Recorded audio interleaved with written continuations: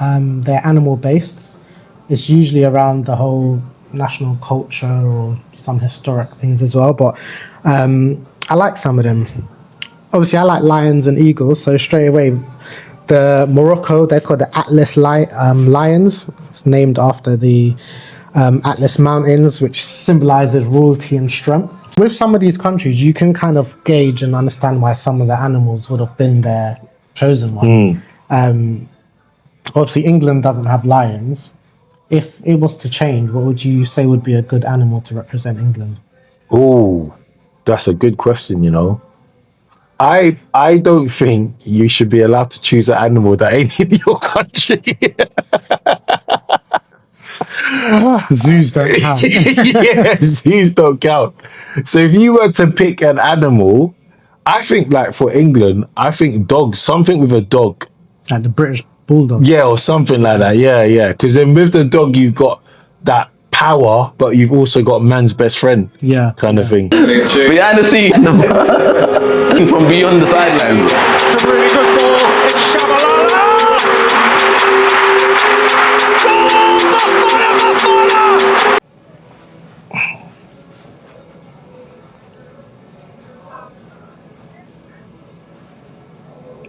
Are you ready? Yeah. I knew. All right, welcome to another link up with Beyond the Sidelines. Happy to be here once again. It's your boy Corey Hendricks 10. Els, talk to them. Els, L ballers in the league, Els in the flesh, and the man with a plan. There we go, Christmas man. is over. It's over. New Year soon come. Yeah. Yeah, man. You have a good Christmas. Yeah, man, it was good. Family, food, joy, happiness. That's it, man. That's No what it's Santa. about. What about you? Yeah, man, it was all right. Binge watched Stranger Things up to season 3 now. Halfway through it. Yeah, it's good, man. I'm into it now. I need to start it. I've tried starting it before. It didn't grab my attention for too long, but it's like Games of Thrones, isn't it? I heard so much about it. I think eventually I just got to dedicate some time and give it a little longer. Now, I recommend it. All right, so let's get into the BTS League. Listen, nothing's really changed. PD All-Star still first, Wan-Bissaka second, and Show Me the Money third. So that's £350, £150 respectively. Yeah, they're just... Did you say basically at this point it's just those three are the top three and it's whoever's going to finish ahead of each other? It sounds like it because, boy, like, I'm at the point where I don't even want to do the shout-outs no more. Just like, it's the same as last week, guys. Yeah. One thing I will say, though, if these guys drop out of the top 3, that has to be a burial. Yeah, guys, you better stay in your top 3 positions, yeah? Because if you drop, we're coming for you guys. Team of the week, Corn on the Cobby, and Bum of the week, haven't got a clue. Well, to be Bum of the week, that week you didn't have a clue. Yeah, clearly. Living up to his name. Yeah. So YouTube, you can find us on the Beyond the Sidelines, Instagram and TikTok, Beyond the Sidelines Pod, and X BTS Pod with a 0. So, Els, what should we look out for in the next round of fixtures in FPL? Well, do you know what? It's shaping up to be, I think, a little bit of a difficult next couple of weeks. Obviously, December's busy, Christmas is busy. There's not a lot of breaks, which means there could be some heavy rotation in teams. But I was looking at some of the teams that have green. I'm not going to call them easy games because number one, it's rude. Unless you're playing against Wolves. No, joking. But we've seen what some green fixtures can do according to the FDR side of things. But some teams that have got 2 green FDR fixtures in the next 3 games, we've got West Ham, Nottingham Forest, Newcastle, Man United. I'm surprised they get any games which is green, but Brighton as well. So I think those are probably the teams that you want to have a look out for. If you're aiming for who to look out for the next 3 games, but don't sleep on Newcastle because they've actually got 3 greens in 4 game weeks. Right. And do you know what? If you look at some of these teams so Brighton's not done well at all. Newcastle are massively underachieving, it gets to a stage where we know their form's going to turn around. Yeah. And it sounds like what you're telling me is these are fixtures whereby teams can... Absolutely. Well, put it like this: Brighton, they've got West Ham United and Burnley. So although Burnley do play a low block, Brighton should be able to do enough justice against them. At least you would expect maybe Brighton to do well defensively against Burnley, even if they don't win. 100%. Obviously, United's got Wolves again, Leeds and Burnley. So I think probably looking at it they probably have the best games coming up. If you see the United that it can be and not the United that we know. Yeah. Obviously, Newcastle, Burnley, Crystal Palace and Leeds. Crystal Palace is going to be the most difficult game there. And then Nottingham Forest have got Everton and West Ham United. West Ham's got Wolves and Nottingham Forest in that group. So it may not necessarily be straight wins for them, but I think they could get some attacking returns over those games. I mean, if you look at their West Ham fixtures, if they're gonna do well against anyone, it's gonna be them, right? 100%. That's what you'd like to think. Yeah. The craziest thing is, obviously, I think we're getting to the point now where everyone's looking, whereas I'd say obviously since the start of the season, when we've seen what Wolves have been delivering, everyone's looking at them like, that's an easy 3 points. But now, entering into that second half of the season, no team's ever gone a season without winning. I think we're now getting into don't be the team that slip up against Wolves. Yeah. Because I feel like everyone thinks it's coming soon. Someone's going to slip up. Yeah. So... Boy, yeah, whoever slips up against Wolves, that'll be interesting. It's going to be very interesting. Cool.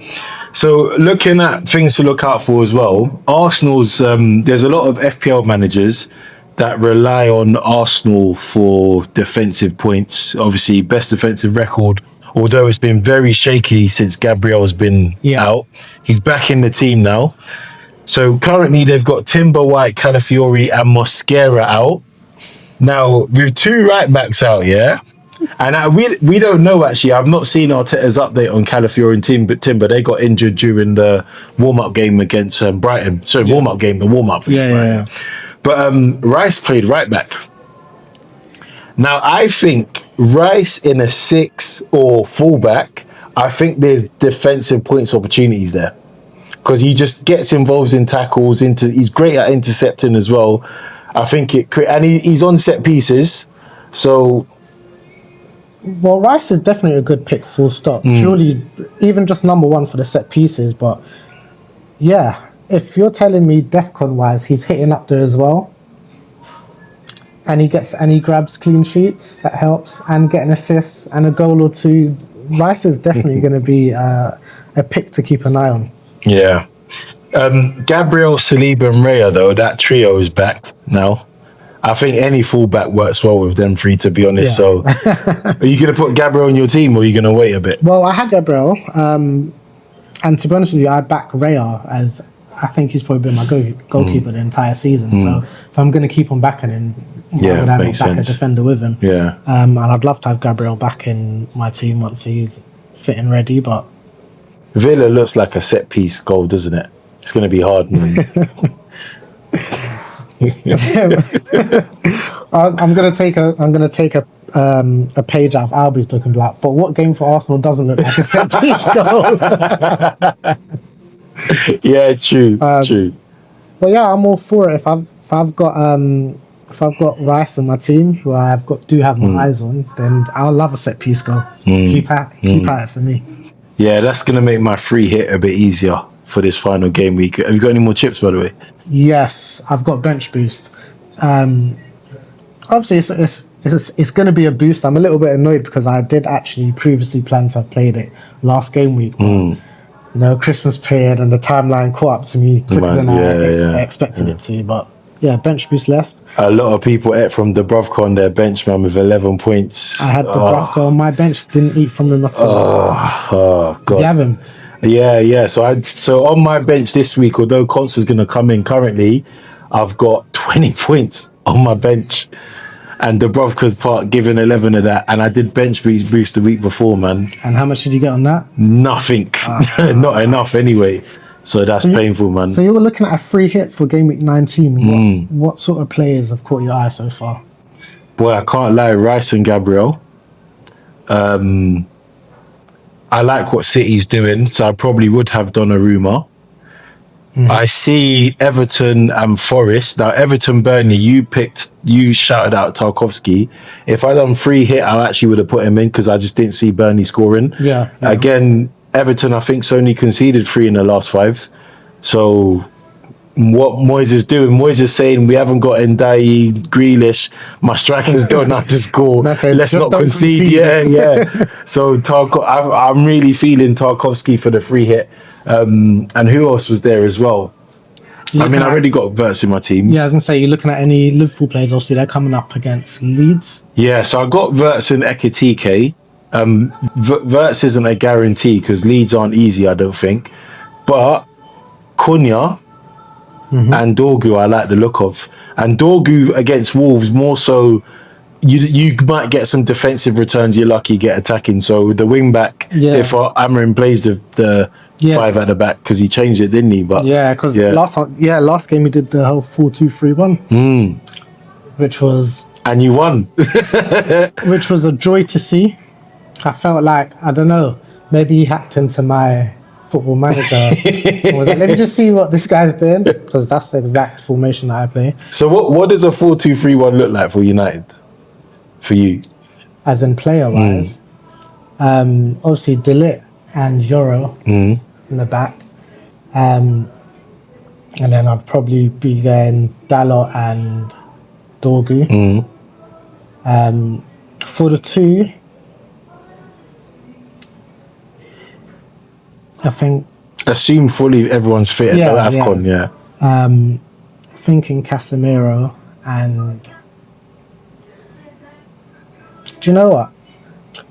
I'm actually a fan of how Martinez plays when he's playing as a in the centre mid. I like him in the centre mid as well. And I think he played really well in that breakup. So I'd actually put Martinez there alongside...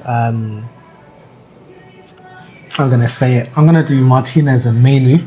Really? Yeah. Yeah. Rate that. And then obviously Bruno Fernandes in the attacking mid, closer up to the top. Cunha and Mbeumo on the wings, and then obviously Sesko up front. Yeah, that's an interesting one. I don't think I'll do anything different. Anyone who disagrees with that front attacking 4 is crazy. I think obviously you could argue form-wise you might throw Diallo in there instead of someone else.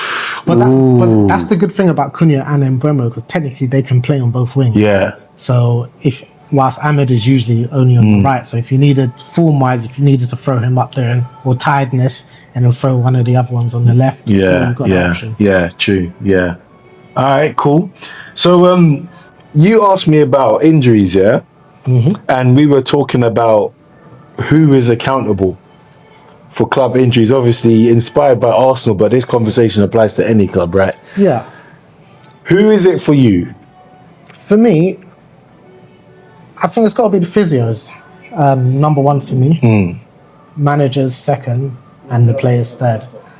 And one thing I do think, and we've had these conversations and agree on this, that I think players should invest in themselves as well. So by all means, have someone private to help you with your physio side of things as well. But I think at the end of the day, when you're playing for a club, you're expecting your physios to keep you fit. It's their job. Fix you and prevent. Yeah. So rehabilitation and prevention. Yeah. That's what I'm expecting. Yeah. From the coach, don't pick players who have something potentially wrong with them where it can go wrong. Like, you're choosing who's playing, how long they're playing for and so forth. Have better control over that. If you've got players that can fit in and give them a rest, let them have a rest. I think equally as well, managers listen to your physios, take their recommendations. And I can appreciate sometimes that a physio might say, look, this plays a risk, but you got no one else. So you might accept the risk collectively. But ultimately, managers, make sure you listen to your physios. I always go back to the Vinny Junior, man. If I run a club, yeah, I want the conversation of putting in contracts. You have personal healthcare. I think, depending on the level where you're getting up to, I think that's fine. But also, there's going to have to be some sort of argument that at some point, these personal physios cost some money. Are you paying me enough to afford a good one? Because there's no point in saying, yeah, you have to have a personal physio, and I'm trying to get, I want to have one of the best personal physios because I want to be one of the best. Yeah. But my contract's not. You see the way how I see it, yeah? So if you think most of your ball work and like fitness, not all of it, most of it is going to be at the club facilities where you've got the club's medical team there, yeah? So for me, like, offsetting the cost off to a club could be seen as a good investment, because the cost for your first team players to have, because you could have one personal physio that is rotating around 4 or 5 players. It's just not a full-time job for me, if you really think about it. But are you talking about from a club level or a player level? Because obviously, as a player, if you're not trying to go 5s on a physio for your private physio. Yeah. Vinny's not sharing his personal physio. And the thing is, you're already sharing physios at the club. Yeah, see, if you've got, so say like, look at Arsenal, they got roughly what, a 10-man medical team there. A bit of management is included in that number, so not everyone's hand on bandage. Yeah. But if you got a 10-man medical team, say at Arsenal, and then you were to invest in, say, 6 or 7 physios that rotate and do these like off shift, off duty, undercover. Nah, not undercover. So undercover physio. Yeah. Even like, imagine like having a club chef. Like all these, any money spent that prevents injuries and keeps your players healthy, I think it's good investment. 100%. So but then don't you think they think that's what they're doing already? As in, clubs have physios, clubs have people that prep food. It's not enough though, because why are teams like Arsenal, and Arsenal's not the only one with an injury problem, right? But why are we seeing? And then when you look at like City and Liverpool, when they went on their title machine for machine, you weren't seeing major injuries to like Salah, Mane, KDB, Aguero. This is the conversation about accountability. So, for example, let's say we look at it as the City and the Liverpool and the Arsenal. Yeah. If you guys are having injuries, is that because your physios aren't up to scratch, or is your manager overplaying players? Or is it you don't have enough depth? Whilst when City and Liverpool were doing it, like you said, you didn't see the injuries. So did you not see the injuries because they had the depth to just change out, or the manager was making a conscious decision to don't overplay certain people, or do they have better physios? It's hard because, like, if you look at City, they had depth. I don't remember Liverpool ever having depth when it was, So unless Klopp's really got into the players' heads and inspired them to like really look after, but do the thing, like look after yourself. Like for example, was it Gary Neville, Roy Keane were talking about how long drives increase your risk of injury. So if you're a player that, say you sign for a new club and you don't want to move to the new club, so say you live in Birmingham and you sign for like Preston North End or something, and you're doing the 2-3 hour drive they're saying, those players from their experience really struggled with fitness.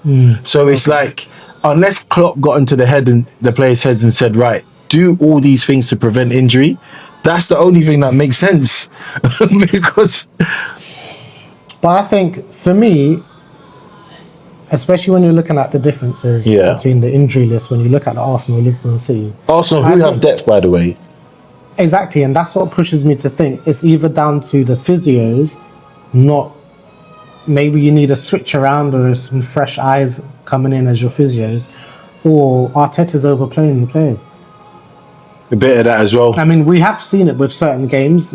As an example, like we've seen how he can overplay Saka. Yeah. Having him, you're 3-0 up in certain games. Still playing. Like, take him off. Yeah. And you can't blame the fixture list because everyone's got the same problem. So, but that's something I need to hear more noise about.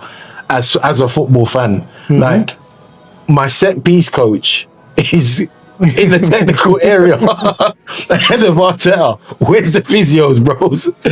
So yeah, but on players being out, I've got a couple of names of players who are close to suspension, and I'm gonna save the cheekiest one till last. Yeah. Okay. So we got Semenyo, he 1 card away. Caicedo, Tarkovsky. Tarkovsky's less than 10% selected. You know.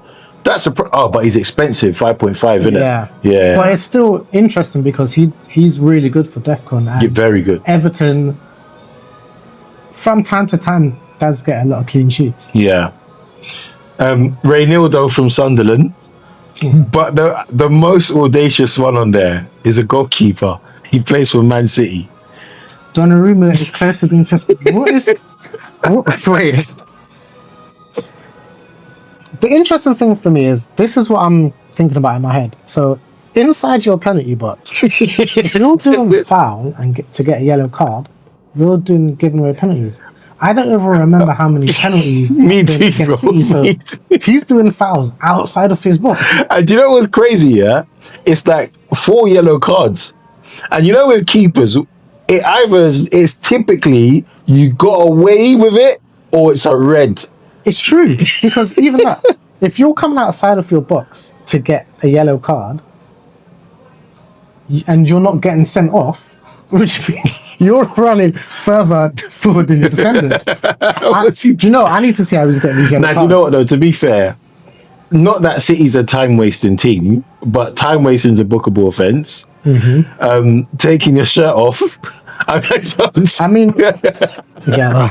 Well, City are known to having their goalkeepers getting a few assists, so maybe backing up his top to that. If you're a manager, and your goalie gets booked for taking his top off, are you happy about it? Like, what are you doing? Did he score the last-minute header because I allowed him to come up for that last-minute goal, and he scored the header from the corner? He's getting fined. And it's dread because I won't fine another player, but I'll fine my goalkeeper. That's ridiculous. The other bookable offences, dissent, like arguing with the referee and all that. That's what comes to mind. That as well, yeah. It's got to be that. I mean, I'll be honest. I hope that's what it's doing. All 4 of them. I'll give him one. That's outside, but yeah. Alright, cool. So diff picks. This is the game whereby we look for players that are under 15% owned, and then we all pick a player we think are going to do well, and then we track our points to see how we're doing as a panel. So in first place is myself with 75 points. And look, I've had a howler of the past, 5 weeks, averaging 1.4. Els, 67 points in second place. You've been averaging 8.6, bro. You're the champion from last year. Looks like you're back. I wish I felt that in my actual team in the league. and I think it just goes to show I'm saying these things, I'm not even backing myself, but some of them has come to fruition, so maybe I should listen to myself a little bit more. I mean, when you listen to yourself with Foden and Wilson, that came through, but Evan Nilsson, I can't remember what other player you mentioned game week 17. I don't think it was Evan Nilsson. No, there was another one, and he did better. Yeah, see? So, lesson is listen to yourself. Yeah. No, I think it was Jimenez. Yes. It was, yeah. In third place, Pilot, he's in like forfeit debt, but he's been paying it off well. He's got 3 forfeits left to pay off, but he's actually third now. So he's gone above Craig. See, Craig was the one that was chasing you. Now Craig's last. Yeah. I think this is going to flip upside down. I think you're probably going to get first place again, and Craig's probably going to slip off further. What, further than last? Yeah. It's like, there's going to be a gap.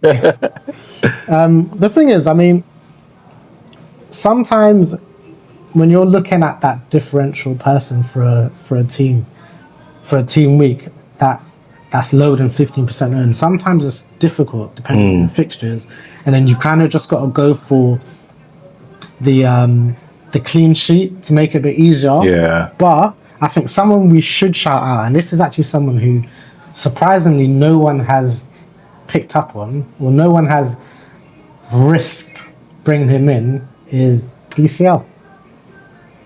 Well, Look at let's how see he's what done. happens, He's man. on what, 6 games? Is it 6 games, 6 goals? Or from the middle of the penalty box as well, bro.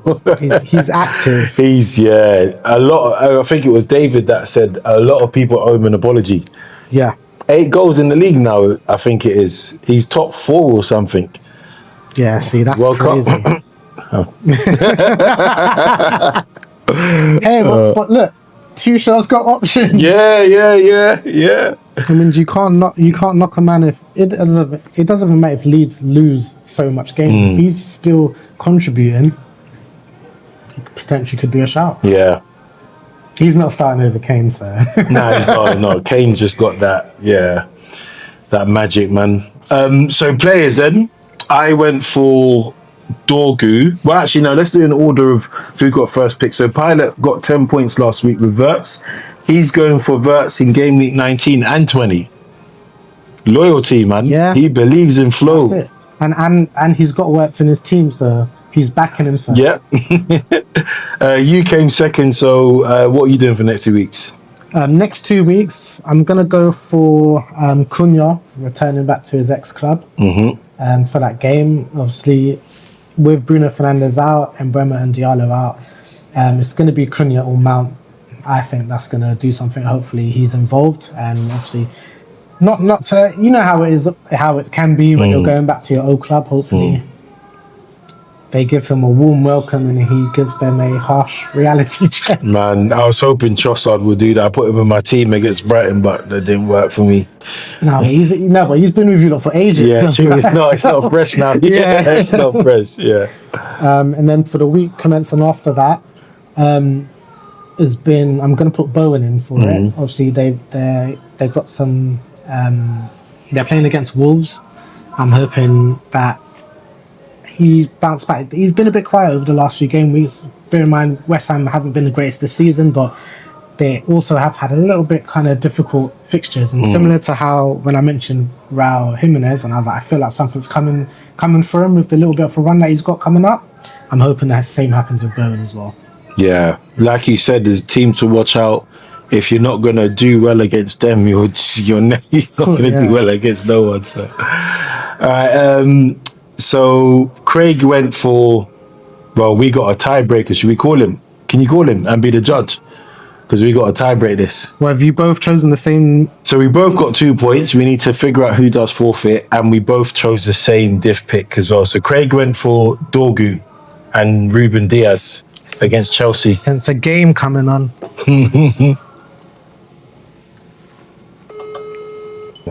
Yo, Craig. Yo, we saying? Nah, bro. You man, are we doing the, what do you call it? The tiebreaker. Yeah, it's tiebreaker time, Tiebreaker. mate. You and Corey tied 4 points. Yeah. So you've got to play games to find out who's doing a forfeit. But also, it seems as though you guys have also chosen the same player for next week's differential players. So I'm thinking the winner out of your forfeits has first choice. Yeah, winner takes all, man. Winner takes all, one game. Oh, okay. Yeah, that's calm. Perfect. All right. You ready for the game? Yeah. All right, brilliant. Right. Same old game, Corey. Yeah, same That's old it. game, man. All right, cool. So I'm going to count you guys in. Say your club. Say the transfer. All right, cool. 3, 2, 1. Sunderland. Newcastle. Who plays for both? 5, Yeah. 4, 3, I ain't gonna get that. 2, 1. All right, we're going to run it again. Damn, that was hard. That was hard. That was hard. I was going through everybody. I was gonna say Niall Quinn, but I don't think he played for. I just think he played for, what do you call it, Newcastle. But yeah, All right, cool. Run it again. 3, 2, 1. Aston Villa. Real Madrid.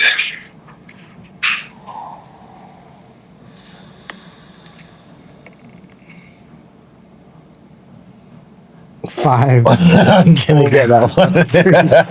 2, 1. What is wrong with you? Lot? Alright, let's run this again.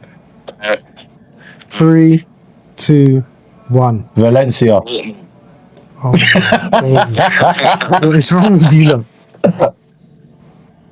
Alright, listen. See this next round. I'm not even doing the countdown. I'm cancelling this already. Yeah. See this next round. Yeah. Only Prem teams. Same. Yeah. Alright, Cool. Alright, go on then. 3, 2, 1. Brighton. Chelsea. Trossard. Cucurella. Cucurella. But you said Trossard first, no? What, does that not count? Even if you said that, he still said another player afterwards before you. And I didn't finish Trossard's I name. know, but I don't know. Are we... Because if you guess wrong, isn't it supposed to be that? If you guess first wrong? Or do you not take the first answer? Nah, I take the first correct answer. In my defense, bro, I didn't say Trossard. I said Tross, and then I cancelled it. Tross, bro. Who else has ever been called Tross? I took it back. Alright, say no more. So that's a full foot next to your name, Craig. Oh, And God. also your second choosing for differential players will be chosen. Dalot. Dallo, yeah. Alright, cool. Alright, cool. Catch you in a bit. Safe. I'm relieved, bro. I really didn't want to. I don't know what you lot was doing. Sunderland, Valencia. You lot was trying to make this as difficult as possible. Do you know what it is? Yeah, I was hoping that if I say an obscure team and he says a big team, I can catch him by surprise. But he was matching me. Oh yeah, no, big up Craig, man. I swear I got 100% record against him, in that You game. beat Craig a lot. Huh? Wait, hey, yo, bro.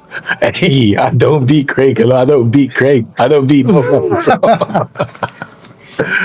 Oh, man. Anyway, AFCON, bro.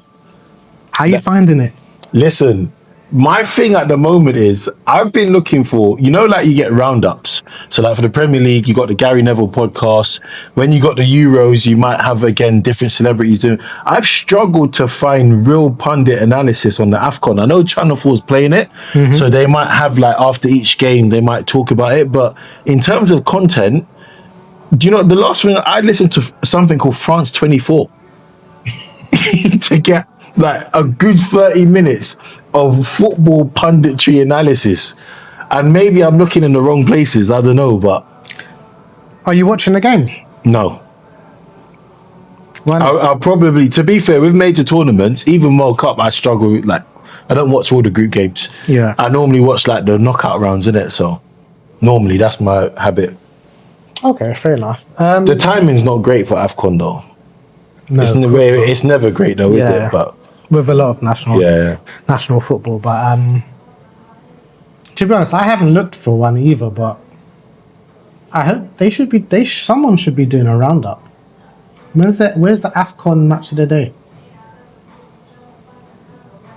I think it's just bad because if you look at the Euros and the World Cup, I'm sure England will find a way to fit it in, right? But it's off season. Yeah. So like the schedule's not really interrupted because you got to think there's four when you have Euros and World Cup, that's 4 games a day. But you know what? I feel like I'd like to think at the very least that there's an African show that does this.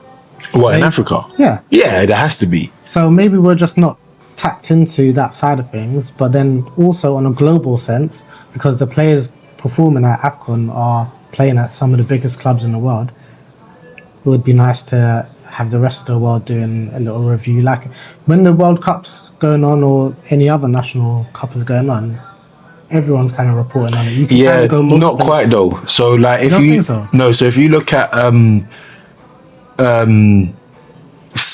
South America gets coverage actually when they do. I forgot what it's called, but it's Copa America. Yeah, that's it. The North American one, I don't feel gets that much coverage. You got States, Canada, and then Caribbean, Mexico. So you arguably got some big hitters. Asia as well. I don't think Asia gets that much. The Asia Cup. Yeah. Which Korea, Japan, China. You got some big players in there. Yeah. So I think AFCON is probably in the pot with Asia and North America. Yeah. Which I feel... It's probably the best out of them, though. Ooh. Now you're really testing the brain. I think it is. AFCON.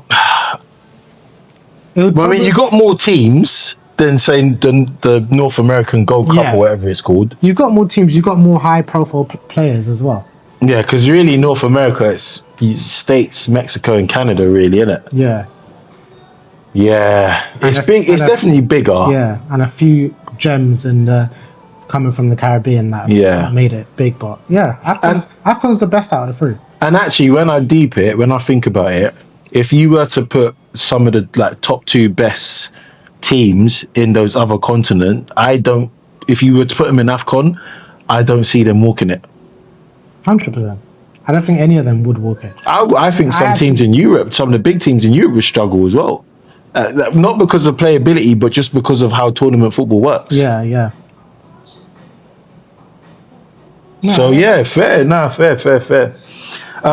So we did our top five, and what I asked for was top five teams in this year's AFCON tournament, just ranked straight by who we think is the best teams, right? So we actually generated a list of 7 teams, and we get honourable shout outs for Cameroon and the Ivory Coast. What do you think about that? Them not being in our top 5? I can kind of get a sense why Cameroon didn't make it. Ivory Coast, I think, arguably could have made some top 5. They're not the same though, man. I think the Ivory Coast we remember and we grew up on. Yeah, because obviously we grew up on.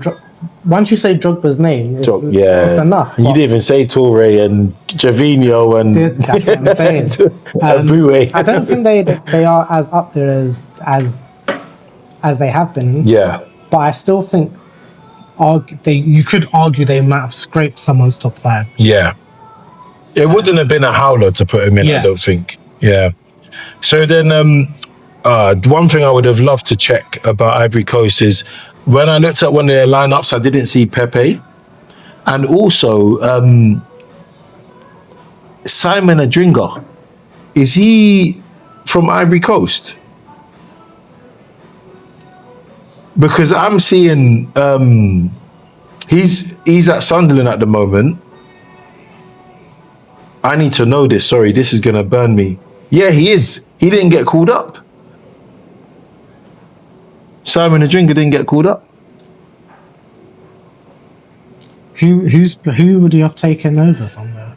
I don't know, but yeah, when like Simon Adringa is one of those players where you just look at him and think, yeah, I can see you like being good for your national team one day.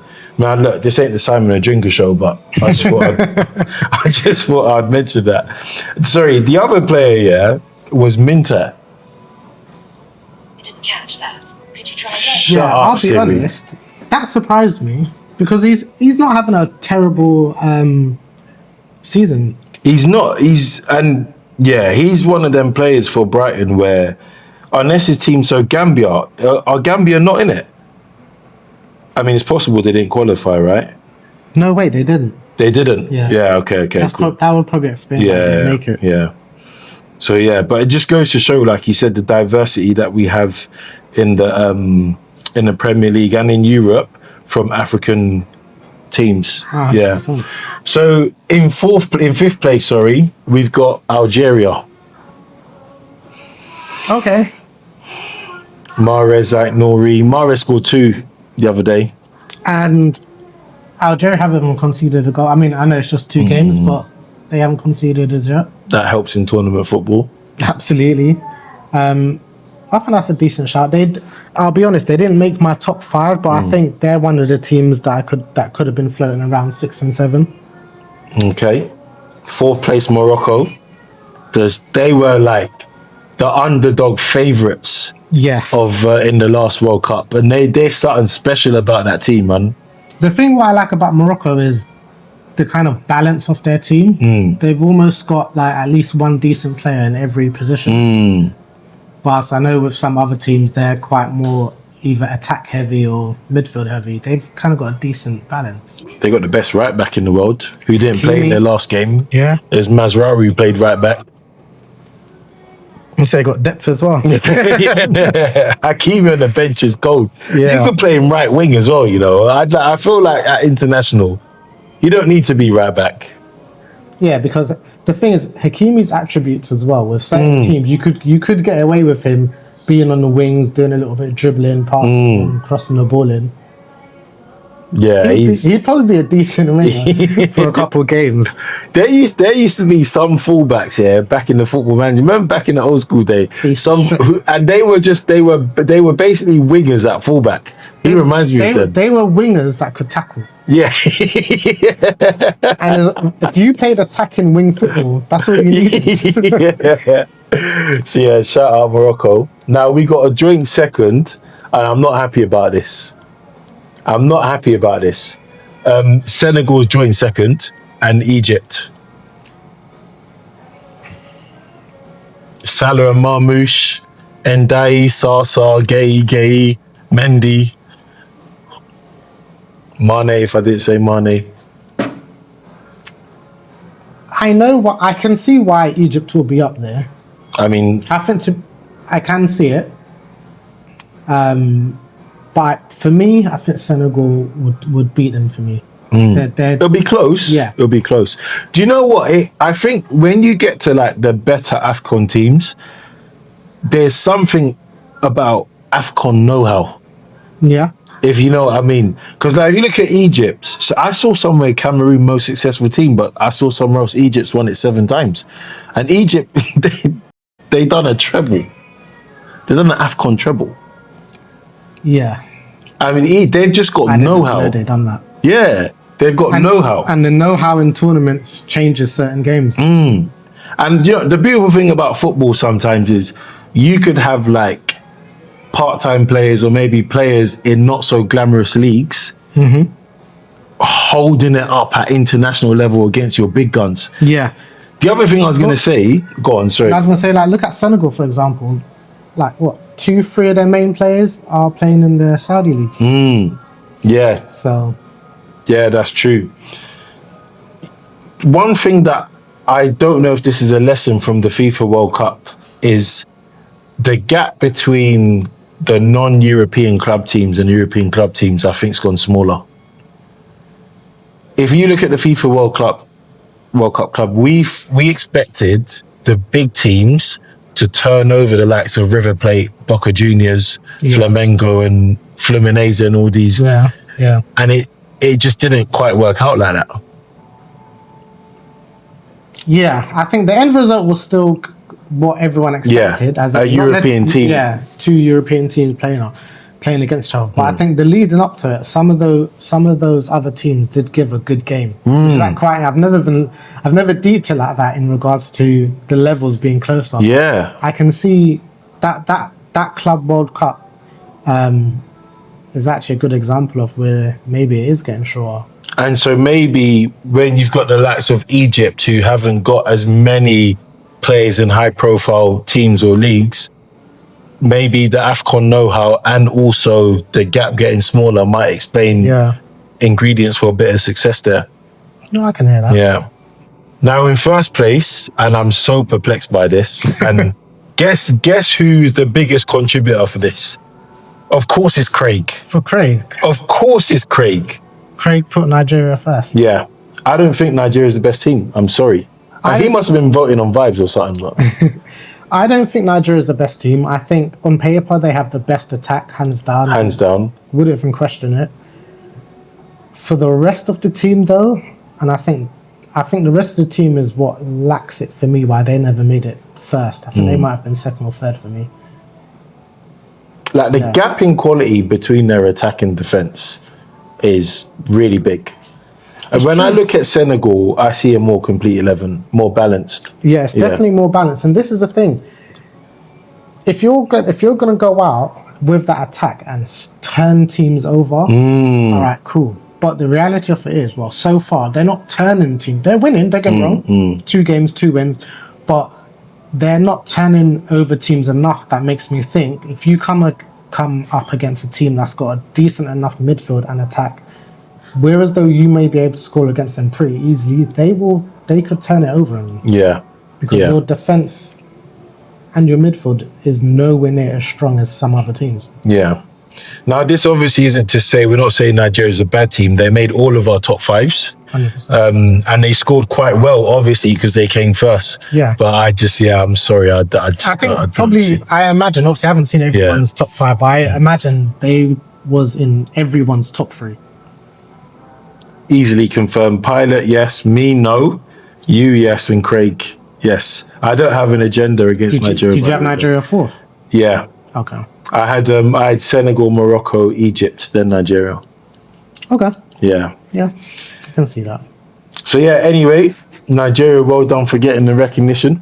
No, 100%. But something that I do like about the whole AFCON is the nicknames. I think it's cold, yeah. It's cold.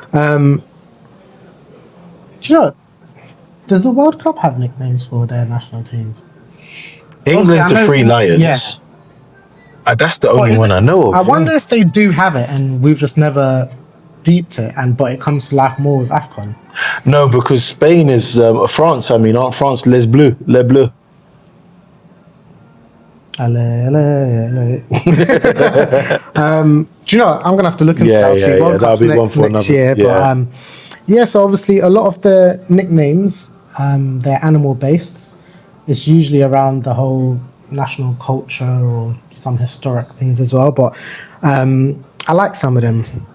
Obviously, I like lions and eagles. So straight away, the Morocco, they're called the Atlas Lions. It's named after the Atlas Mountains, which symbolizes royalty and strength. Sick. Yeah. Tunisia, Eagles of Carthage, and this is actually linked back to ancient civilization for them. That's cold. Who else? Nigeria, obviously, Super Eagles. We know that already. Do you know, before they was actually known as just Eagles. The super part of it was added after their 1980s success. Really? They just showed it up. There's actually, we're not just Eagles, we're Super Eagles. Ivory Coast is known as the Elephants. My guess, I haven't actually looked into this, but my guess would be because elephant tusk. Ivory. I imagine so. Yeah. Maybe something I might look into. Who else do we have? Cameroon, Indomitable Lions. I wouldn't be surprised if a couple other ones have lions, obviously. Just popular animals. It's a popular animal in Sahara, in Africa as well. Congo, leopards, another wildcat one there as well. Who else is there? I wonder why Congo. So Congo's got the Congo jungle is like the notorious jungle that's got animals in there that we don't know a lot about. They've got some history with animals in that jungle, you know. Yeah. I wonder why they went leopard. I mean, trees. There's a lot of trees in the jungle, so I'd imagine. But they've got a lot of crocodiles or alligators. One of them as well. Yeah, they got strong. They got some gorillas in there as well. They had options. For real, you know. Maybe leopards was the quickest. Hang tight, Balassi not in the squad. Obviously, age and all that. But shout out Balassi. Yeah. But yeah, no. So I just thought it was a bit interesting looking at them. As I mentioned to you, some of them it's based on history and ancient civilization. You got national values. So it's I'm going to look into it for the World Cup as well. Be interesting to see what some of our national teams represent each other as. You know what's interesting? Like when you look at national identities. So if you look at the West, I would say, you know, economy, business, trade, etc. When you look at South America, then you get a more people aspect. So Brazil, samba, more cultural aspect. Yeah. And what makes like maybe Africa special, maybe AFCON special, is there's a real connection with like a symbol for that country that they just find a way to like make iconic for their country, if that makes sense. And so like when it's Nigeria versus whoever they're playing, like what it means for like the pride. Yeah. Yeah, it's like there's you can be patriotic, but I don't get like the patriotic vibe from Africa. I get more of a symbolic meaning and identity, if that makes sense. It's like we're not just playing for the country, we're playing for us. Yeah. We're playing for us as people of the country as opposed to playing for my national team. Exactly. Obviously, with some of these countries, you can kind of gauge and understand why some of the animals would have been their chosen one. Obviously, England doesn't have lions. If it was to change, what would you say would be a good animal to represent England? Oh, that's a good question, you know. I don't think you should be allowed to choose an animal that ain't in your country. Zoos don't count. Yeah, zoos don't count. So if you were to pick an animal, I think like for England, I think dogs, something with a dog.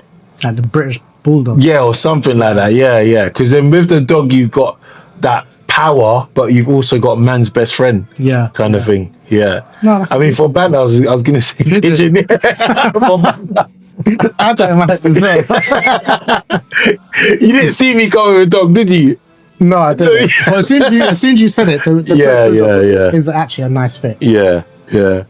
So yeah, man, that could be a shout for England still.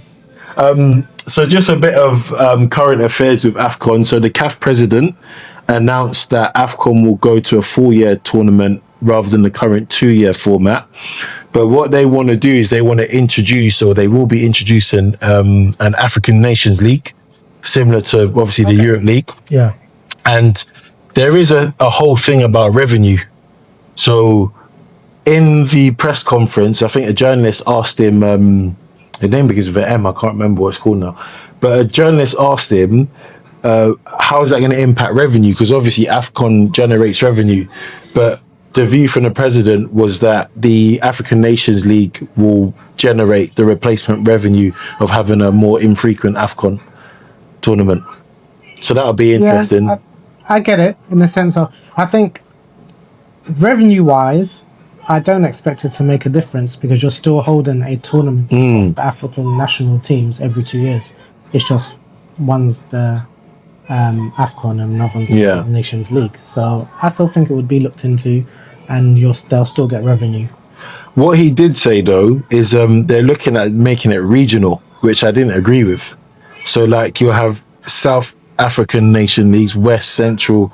I think that forces certain clubs to dominate it too much.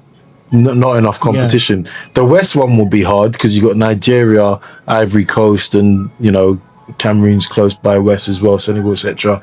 North will be the sort of Arabs, the Egypt, Tunisia, Morocco. So that's China.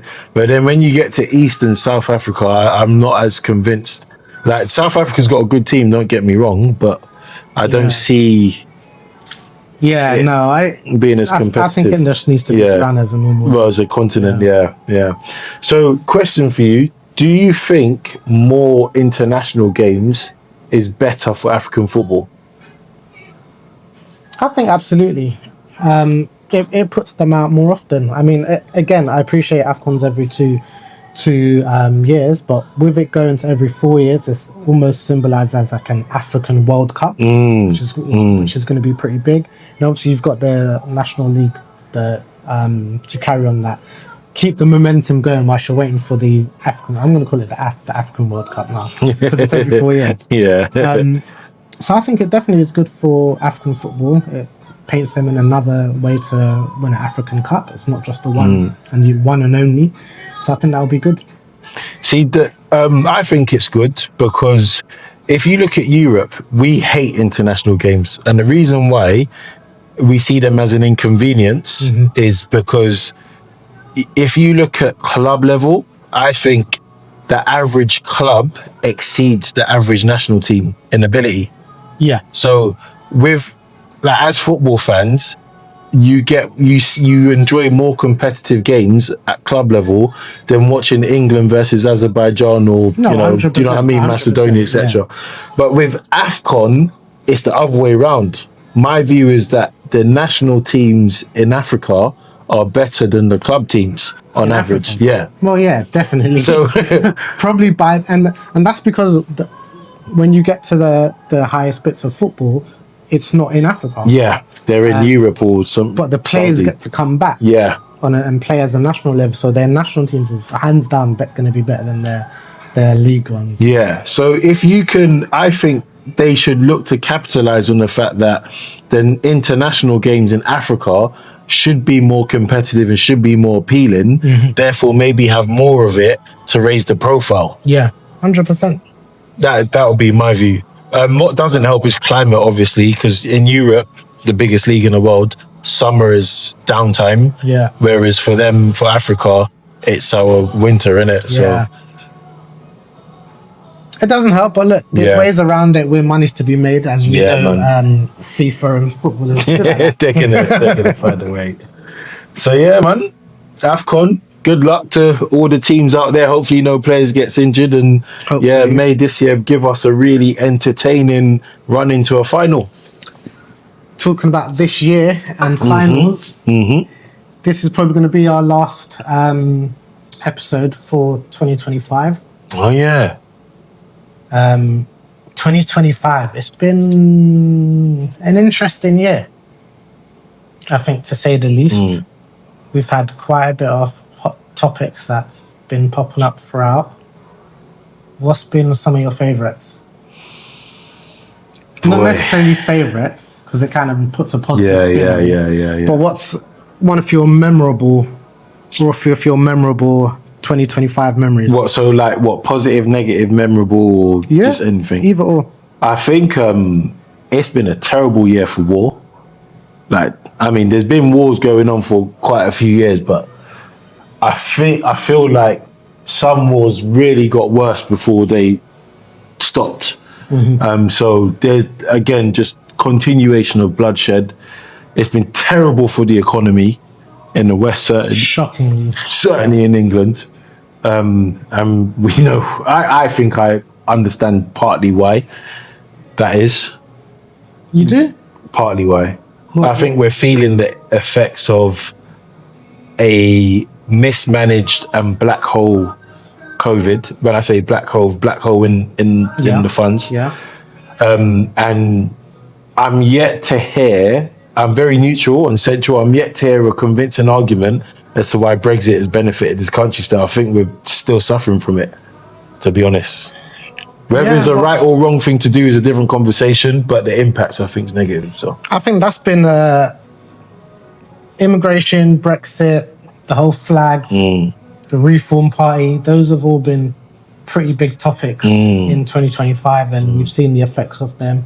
Some leading to protests, some leading to arrests.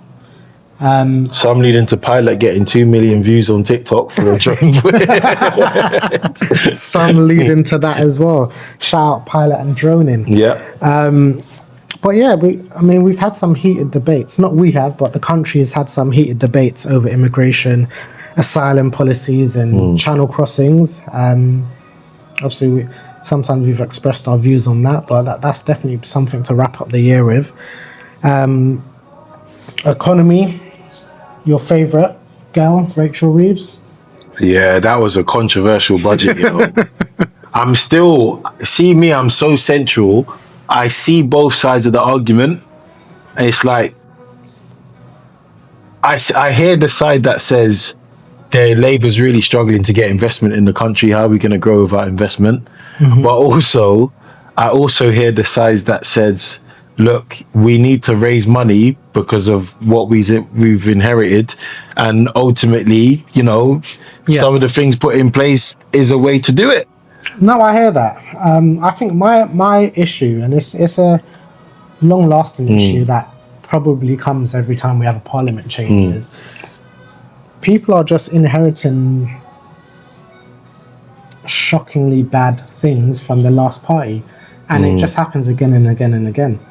Every year, there's not one party that boosts things enough where it actually was a good term for them, and the handover is better. Certainly in our can't think of more one adult time, years, yeah. certainly. Do you know what my issue is? Yeah, so I see like the Conservatives, I saw too much of them doing this and like rage baiting rather than working.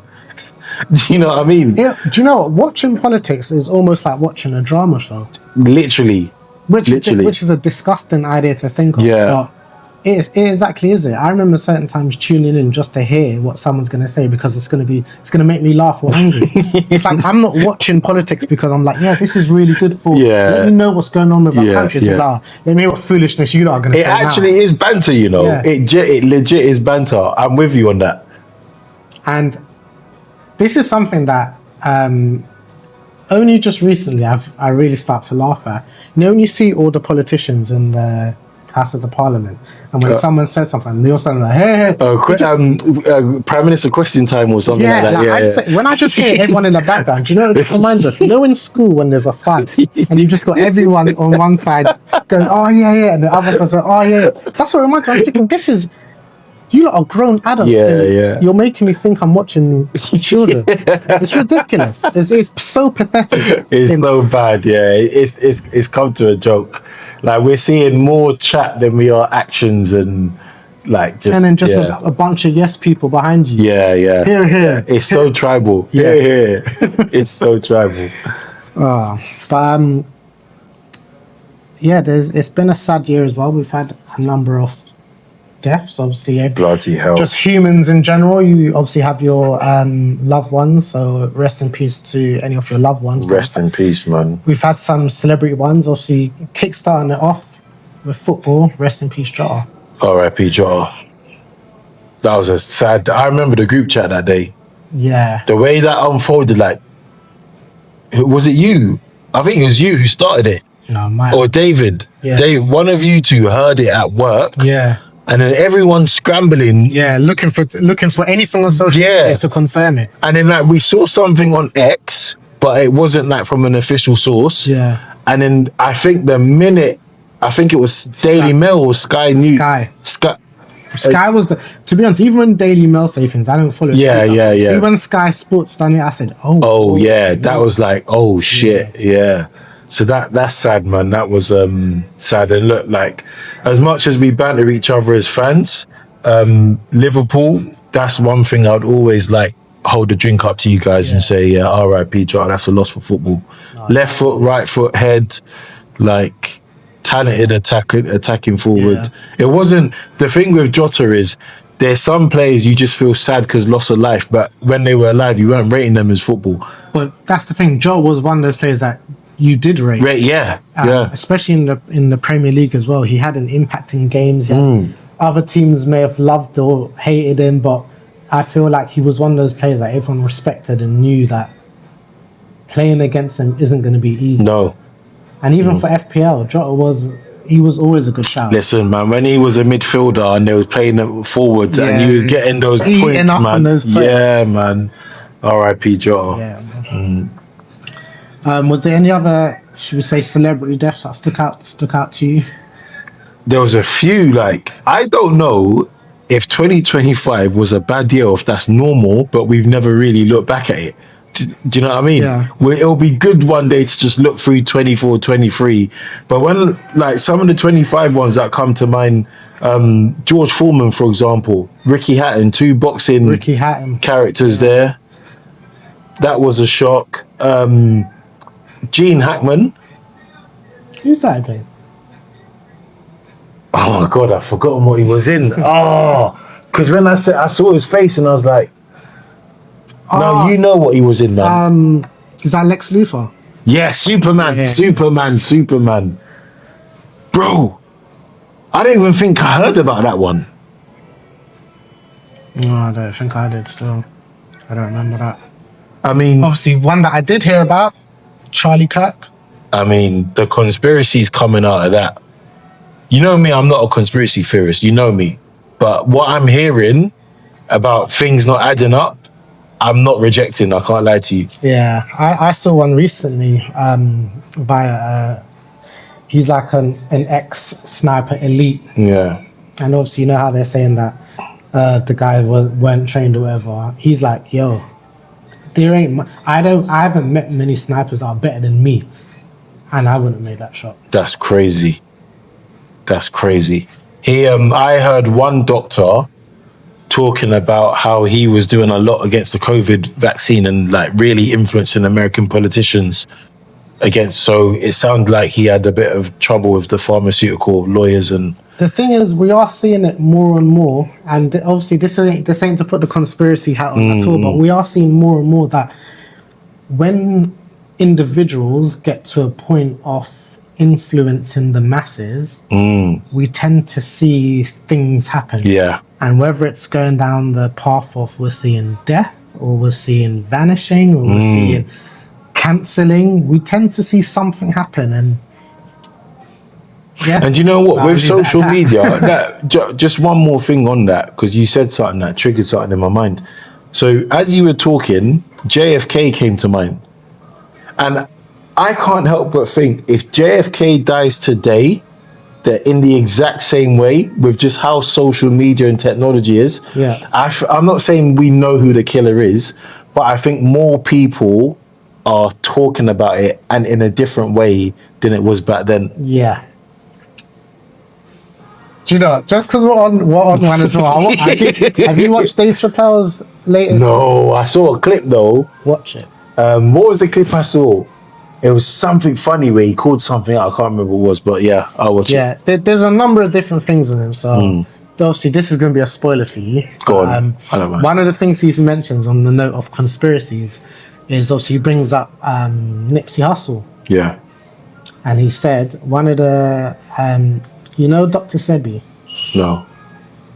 he's one of those doctors that was basically said he was curing things with herbal remedies. All right. And obviously the US government tried to take him to court because he basically said, I can't remember if it was AIDS or cancer, but he's like, basically, you're not allowed to say, I found the cure for AIDS or cancer. Let's go with cancer. I can't remember which one it is, but let's just say cancer. Apparently it's against the law to basically say you've done that. Really? Yeah. America's so finished, man. So they took him to court and he bust case.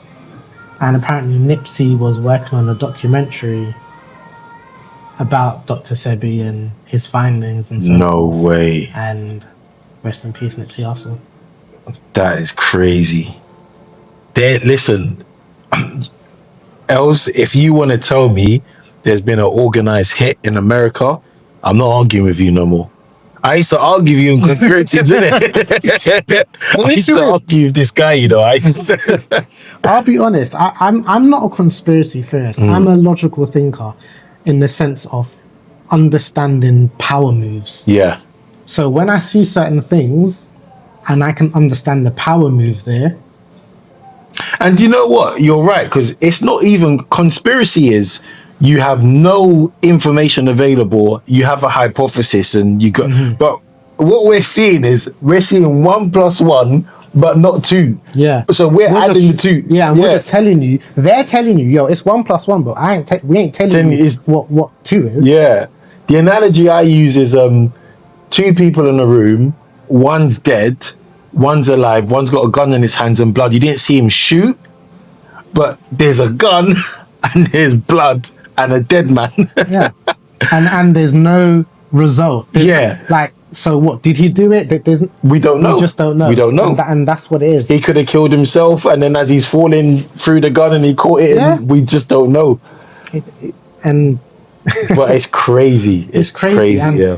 especially for me, what I'm finding more and more is, whereas before, I feel like conspiracies were just ideas and people just gave ideas. But as we're going further and further into the future with access to the sort of information that's available and the use of social media during specific things. So whereas before, what you see on the news was probably the one video camera that caught it. Yeah. But now you've got people's phones, CCTV, you've got so much more visibility. And I think that's why now when certain things are being said about, there's a lot more, not necessarily facts, but there's a lot more information to go with conspiracy thoughts. Why now it is kind of like, are they really conspiracy thoughts or are they just unanswered facts? Yeah, I like that. I'd probably say unanswered facts now, because the weight of evidence is Yeah. Talking about evidence, 2025, 2025 Epstein files. Listen, man, I'm convinced, Els. No, I'm not convinced. Again, no evidence, but you know the delay to release the files. If someone told you in 10 years' time they were going through everyone in AI editing, would you be surprised? In 10 years, If it came out that the delay was due to AI editing. I'll be honest with you. You could tell me today and I'd believe it. But look, remember I've always said to you, power moves. Yeah. From a power move, there are people that do not want certain aspects of that coming out. Yeah. The minute that is the case, why would I not believe that something it's been doctored at some point? Yeah. Whether it's someone sitting down in the office reading them and taking away some stuff, or it's done via an AI. Yeah, and you have to understand as well, the technology that the government has is always like years ahead of what we have. So, and also you got to remember as well, these files didn't land on their desk today. yeah, They've had them for time. yeah. So, do I already think it's been filtered? Yes. It's been adopted, filtered, doctored, all of that. I don't trust it. I feel like these guys in positions of power, parts of the world that we don't necessarily trust, the best thing they could ever do is not put us in a position where we need to question, do we believe or not? Because we're just not going to believe now. Yeah, 100%. We're not going to believe. And a final power move.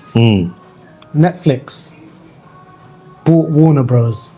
So Netflix are like the streaming powerhouse. It's only right though, man, I think. Because if you look at the other streaming platforms, like Disney's fair, okay, but Prime, Netflix is just like, it feels more purpose built. Yeah. But the thing I didn't realize was the amount of like channels that Warner Bros. Actually own. Really? Like, I didn't know they own a lot of channels. Like even, I can't even think of them now, but like even like it ranges from like the Discovery Channel to like Cartoon Network to Discovery? Like, yo, they own it. What? Wait, what? Cartoon Network? Listen, I'm gonna have to find this. So we can watch Johnny Bravo on Netflix. Bro, they own everything. That's insane, bro. I underestimated that merger, you know. I was thinking more of like movie franchises. I didn't realize they had like such a strong hold on the media.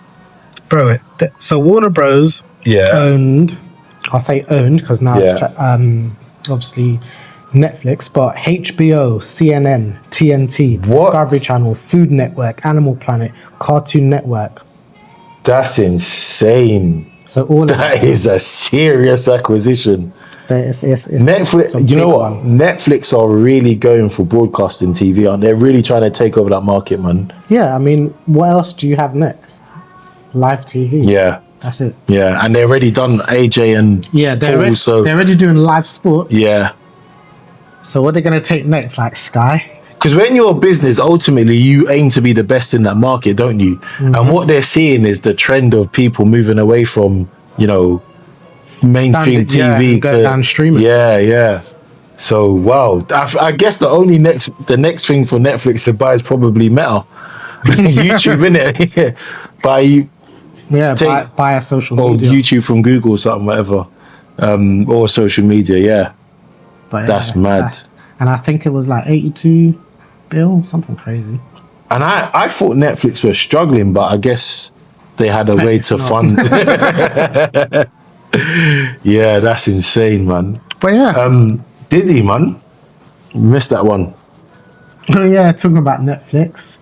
So, Stranger Things. Do you know, shout out 50 Cent because he obviously has his documentary on Netflix, and another big show also jumped on released their new series at the same time, and 50 Cent had the most streams, the most watchers of his documentary of a man doing stranger things than the series Stranger Things. The Stranger Things that everyone's talking about, bro.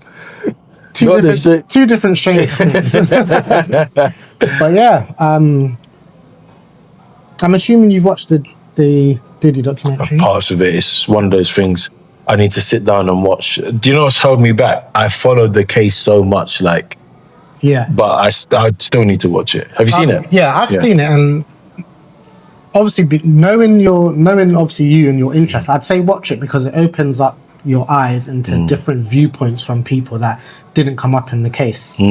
So as much as though the case gave you certain things, there's aspects of the documentary that it puts certain things into a different light. Okay. They give you viewpoints about when he was how he had even become into the music industry. So you see that kind of young lifestyle of him. And I love a his childhood. biography, you know. I love Because a the thing is, biography. let me ask you one thing. What do you know about P. Diddy as a youngster coming into the music industry?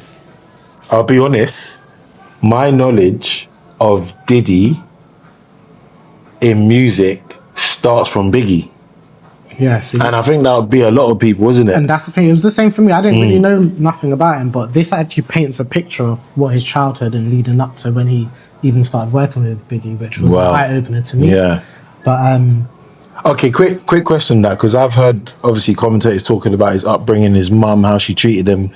Do you see him as a cycle, or do you see him as the rotten seed or plant in the what crop? I would say is his childhood, and this isn't just based from his relationship with his mum. I'll just say this is his overall childhood. You can see how he was raised and his environment has had an impact on how he chose to live and chose to be with money and power. And that's not you justifying, because No, I know you. not at That's all. not you justifying, but yeah. You can, watch it. It's decent. Yeah.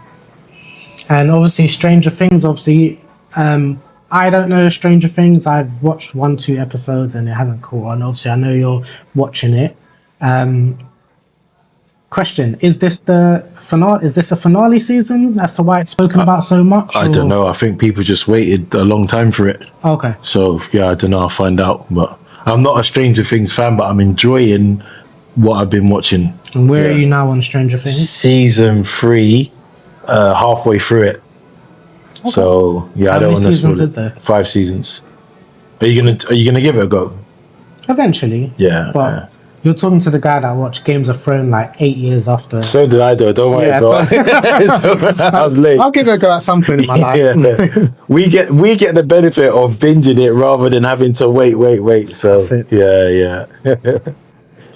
But yeah, 2025, man. That's it. it's been a year of controversy, entertainment, corporate shake-ups, politics, culture, like every other year. Like every other year, man. Bring on 2026 and may it be a better year for us all. Fingers crossed. All right. Happy New Year, everyone. Happy New Year. Peace.